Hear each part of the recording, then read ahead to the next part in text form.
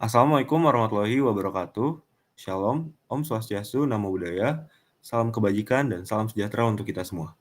Yang terhormat, Bapak Ziko Alaya selaku guru penanggung jawab mata kuliah Kimia Umum dari Departemen Biologi tahun ajaran 2023-2024. Pada kesempatan kali ini, kelompok kami ingin memaparkan materi mengenai kimia di lingkungan perairan. Dan kelompok kami mengangkat judul Studi Kasus Pencemaran Surfaktan. Namun, sebelum kami masuk ke dalam materi, alangkah baiknya kami memperkenalkan diri kami terlebih dahulu. Saya, Sebastianus Jaso Kristianudanto, dan rekan-rekan saya. Baik, nama saya Nur Hidayat. Saya Aryo Maheswara Prayatna.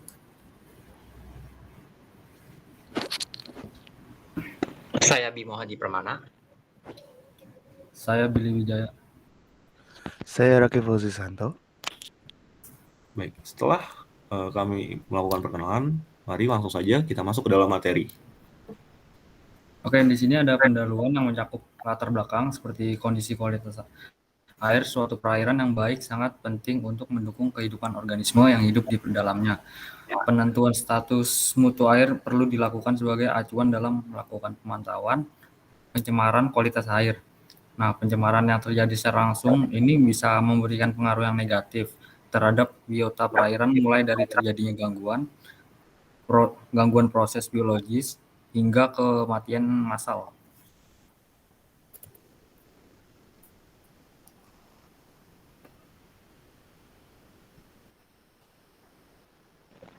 Dan setelahnya itu ada tentang tujuan. Nah, tujuan pertama itu adalah untuk memahami peran kimia terhadap lingkungan.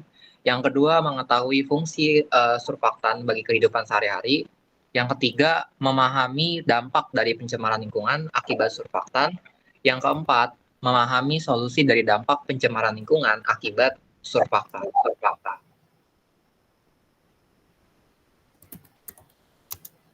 Nah, ini selanjutnya ada peran kimia bagi lingkungan. Nah, kimia itu memiliki peran penting dalam menjaga dan memperbaiki lingkungan. Contoh paling sederhananya adalah penggunaan ilmu kimia dalam membantu monitoring tingkat keasaman atau basa pada substrat di suatu lingkungan. Selain itu, peran kimia juga melangkup bidang-bidang lain seperti bidang kesehatan, bidang pertanian, atau bidang hukum. Nah, untuk bidang kesehatan itu ada tes darah dan urin. Kalau untuk bidang pertanian tuh ada pupuk, dan untuk bidang hukum itu ada tes forensik untuk rambut. Oke, berikut untuk fungsi dan kandungan surfaktan. Apa aja sih yang dikandung oleh surfaktan? Surfaktan mengandung gugus hidrofilik dan gugus lipofilik. Molekul surfaktan terdiri dari satu ujung hidrofilik dan satu ujung hidrofobik, yang mana itu adalah satu rantai hidrokarbon atau lebih. Surfaktan mempunyai afinitas atau kemampuan reaksi kimia yang melaju cepat, tentu terhadap larut polar maupun non-polar. Masuk untuk fungsi, seperti dari yang kita ketahui tadi, surfaktan itu mengandung gugus hidrofilik dan gugus lipofilik, dan itu akan mempersatukan campuran yang terdiri dari air dan minyak. Dan ya fungsinya juga mempunyai afinitas terhadap larut polar maupun non-polar tadi, dan umum dipakai dalam sediaan sabun. Banyak digunakan dalam kegiatan laundry karena pembiayaan pembuatannya yang mudah dan murah, dan mampu juga mengangkat kotoran pada pakaian baik yang larut dalam air maupun yang tak larut dalam air.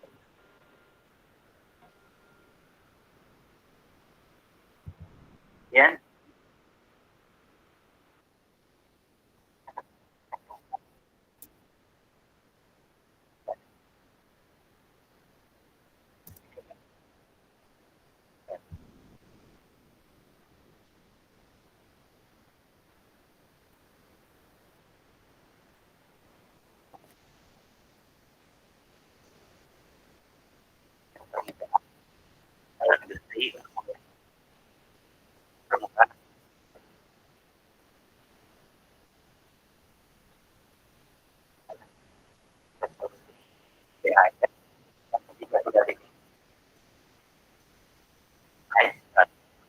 gambar. Nah, ada memiliki sifat-sifat yang dapat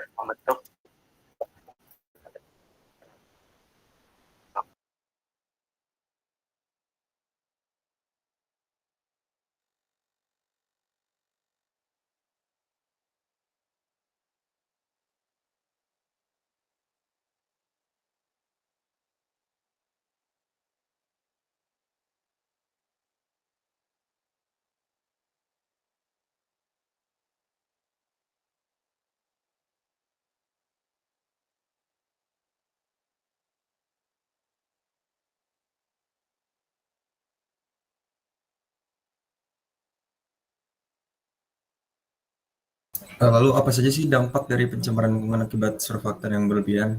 Kita tahu kalau segala hal yang berlebihan itu tidak baik. Jadi walaupun surfaktan memiliki fungsi dan manfaatnya tersendiri, pemakaian bahan kimiawi ini secara berlebihan dapat membawa dampak negatif bagi lingkungan. Setelah digunakan, sisa surfaktan itu dibuang ke sistem pembuangan limbah atau langsung ke permukaan air seperti sungai atau danau. Sebagian besar tersebar di tanah atau sedimen. Surfaktan telah dibuktikan memiliki efek beracun terhadap berbagai organisme hidup, terutama organisme akuatik atau perairan. Surfaktan mampu menembus membran sel hingga menyebabkan toksisitas pada suatu organisme. Diakumulasi senyawa ini diketahui dapat menyebabkan kerusakan insang dan hilangnya penglihatan pada ikan. Jadi telah dilakukan sebuah studi terkait investigasi efek-efek deterjen terhadap zebrafish atau ikan zebra. Dilihat dari level hormon kortisol ikannya, lalu ada persentase penetasan telur dan lain sebagainya. Hasilnya itu menunjukkan beberapa abnormalitas seperti makrosefali atau kepala yang membesar, lalu pembengkokan pada ekor atau dan punggung atau sirip-sirip, lalu tingkat hormon kortisolnya juga lebih tinggi daripada normal. Selain itu terdapat juga studi pada ikan lele Afrika atau African catfish, di mana deterjen terbukti menyebabkan kerusakan pada histopathological pada sel-sel hati, insang, lalu dinding saluran pencernaan, dan mukosa. Nah, ini jadi overall look-nya terhadap penggunaan surfaktan dan dampak dari pembuangannya. Bisa lihat dari ada industrial applications atau aplikasi industrial seperti textile industry atau industri tekstil dan lain sebagainya. Lalu ada household activities atau aktivitas rumah tangga seperti penggunaan produk perawatan seperti sabun, deterjen, sampo dan lain sebagainya. Lalu pemakaian surfaktan ini pasti berujung dengan pembuangannya atau discharge. Ada industrial discharge dan domestic discharge yang bisa melalui unlined drains atau bisa disebut sebagai saluran pembuangan. Lalu ada soak pit atau lubang penyerapan atau peresapan. Industrial discharge dan domestic discharge ini melalui lingkungan perairan dan masuk ke lingkungan perairan seperti sungai atau danau tadi, di mana dapat terjadi foaming atau munculnya busa yang dalam jumlah banyak seperti yang dipaparkan di berita tadi. Lalu ada pelarutan oksigen yang berkurang, gangguan siklus air, kualitas air yang menurun, lalu ada eutrofikasi. Nah, hal ini berujung kepada leaching atau peluluhan atau pelarutan ke surfaktan tersebut ke air tanah juga terkontaminasi yang akan memberi dampak negatif bagi tidak hanya kesehatan manusia tetapi juga organisme lainnya. Berikutnya saya akan memaparkan tentang solusi dari masalah akibat surfaktan yang berlebihan. Untuk memerangi pencemaran lingkungan yang disebabkan oleh limbah surfaktan, terdapat beberapa metode remediasi yang telah diusulkan. Yang pertama adalah fraksinisasi busa. Metode ini menggunakan sifat surfaktan untuk membuat busa yang kemudian dapat dihilangkan, mengurangi konsentrasi surfaktan di dalam air.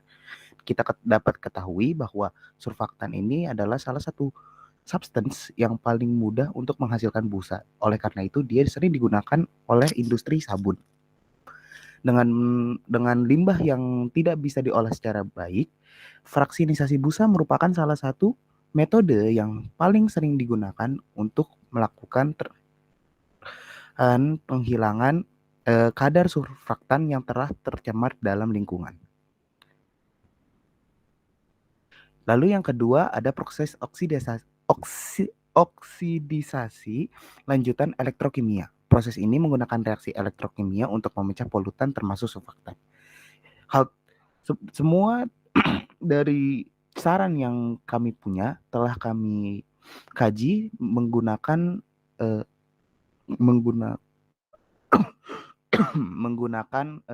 literatur yang telah kami cari. Berikut ada literaturnya, bisa dapat dilihat sebagai referensinya.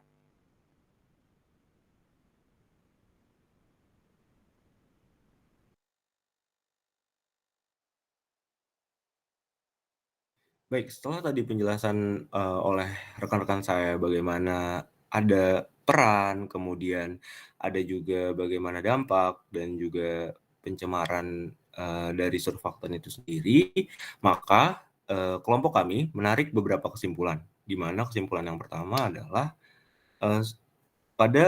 setelah kita memahami materi dari PowerPoint kelompok kami, kita diharapkan menjadi mengetahui peran kimia terhadap lingkungan sekitar, di mana kimia itu sendiri berperan penting dalam menjaga dan memperbaiki lingkungan. Dan contoh yang paling sederhana ialah penggunaan ilmu kimia dalam membantu monitoring tingkat keasaman atau basa suatu substrat di dalam suatu lingkungan. Contohnya juga di dalam tubuh kita juga ada enzim-enzim juga yang sangat berkaitan dengan kimia itu sendiri.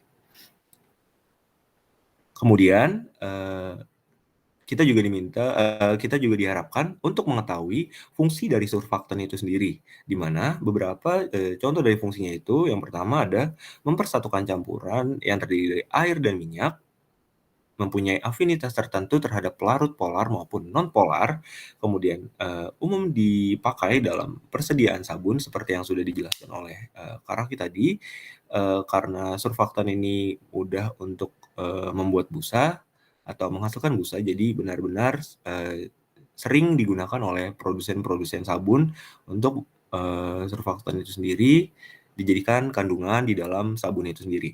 Kemudian banyak digunakan dalam kegiatan laundry karena biaya pembuatannya yang mudah dan murah. Nah, ini juga salah satu keuntungan dari penggunaan surfaktan itu sendiri, di mana nilai ekonomis yang dimiliki surfaktan menjadi salah satu faktor utama bagaimana surfaktan itu sering digunakan dalam pembuatan sabun laundry juga. Yang terakhir, mengangkut kotoran pada pakaian baik yang larut dalam air maupun yang tak larut dalam air. Jadi surfaktan ini mampu mengangkut kotoran-kotoran yang membandel di dalam air maupun yang tak larut di dalam air itu sendiri. Kesimpulan poin nomor 3, kelompok kami mengharapkan teman-teman sekalian dapat mengetahui dampak dari surfaktan itu sendiri, di mana salah satu contoh dari dampaknya itu surfaktan mampu menembus membran sel sehingga menyebabkan suatu toksisitas pada suatu organisme yang telah dijelaskan oleh rekan saya Aryo tadi. Nah, akumulasi senyawa ini diketahui dapat menyebabkan kerusakan pada insang dan juga hilangnya penglihatan pada ikan. Dan kesimpulan terakhir yang kami tarik dari kelompok kami adalah kedepannya kami dapat memahami solusi dari pencemaran surfaktan itu sendiri terhadap lingkungan, yang dimana contoh dari solusi dari pencemaran surfaktan terhadap lingkungan itu sendiri, yang pertama ada fraksinasi basah dan juga proses oksidasi lanjutan elektrokimia. Berikut adalah referensi literatur jurnal yang kelompok kami gunakan dalam pembuatan PowerPoint kali ini. Mungkin langsung saja. Atas perhatiannya kami ucapkan terima kasih dan juga kurang lebihnya kami mohon maaf. Wassalamualaikum warahmatullahi wabarakatuh.